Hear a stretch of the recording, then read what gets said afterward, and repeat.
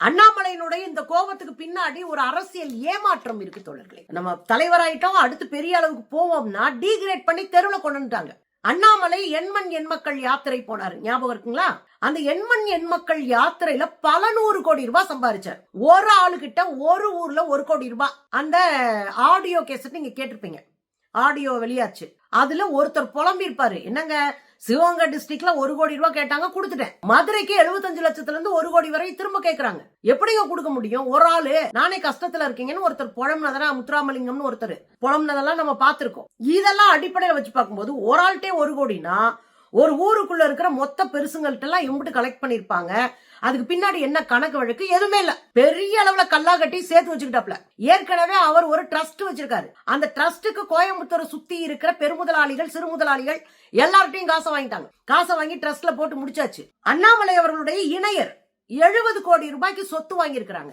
பத்திரத்தை ஊடகங்கள்லயே வெளியிட்டாங்க, சமூக வலைதளங்கள்ல வெளியிட்டாச்சு, பத்திரமே வெளியாயிடுச்சு. ஆனா அமலாக்கத்துறை அந்த பக்கம் எட்டி கூட பார்க்கறதுல, திரும்பி கூட படுக்கலன்னு வச்சுக்கோங்களேன். இதுதான் நிலைமை. அப்ப நல்ல கல்லா கட்டிட்டாரு. அப்ப அவர் மனசுக்குள்ள ஒண்ணு ஓடிட்டு இருக்கு, என்ன? தனி கட்சியை ஆரம்பிச்சு விட்டுறது.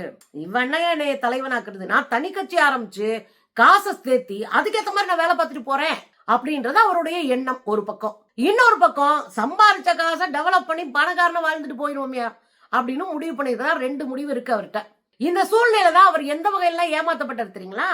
எண்மண் எண்மக்கள் யாத்திரையில அவர் நிறைய சம்பாரிச்சுட்டாரு, அதை மாற்றுக்கிறதே இல்ல. அதுக்கப்புறம் பதவியில இருந்து தூக்கணும்னு நினைக்கிறாங்க. ஏன்னா அதிமுகவினுடைய கூட்டணி உடைஞ்சதுக்கே காரணம் அண்ணாமலையினுடைய பேச்சு. உண்மையோ அதான்.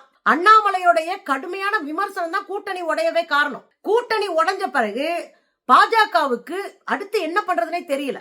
அண்ணாமலை என்ன சொல்ற, தனிச்சு நின்று அடிப்போம், கொஞ்ச நாள்ல நம்ம வலிமை என்னன்னு தெரிஞ்சோம்ல, அதுக்கேத்த நம்ம ஒரு திட்டமிடலோடு முன்னேறுவோம் அப்படின்னு தான் அண்ணாமலையோட கருத்து. ஆனா கூட்டணி இல்லாட்ட ஜெயிக்க முடியாது அப்படின்றதுல மூத்த பாஜகவினுடைய தலைவர்கள் தெளிவா இருக்கிறாங்க. அதுல துணை ஜனாதிபதியா போனார்ல சிபி ராதாகிருஷ்ணன், அவர் பல மேடைகள் இதை சொல்லியிருக்காரு.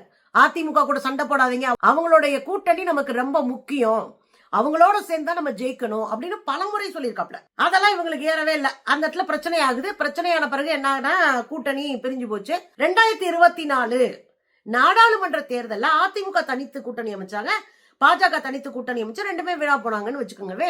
நம்ம 39 தொகுதியிலேயே அடிச்சு ஜெயிச்சோம். பாண்டிச்சேரி 1ஓட 40ல 40 அடிச்சு தூக்கணும்.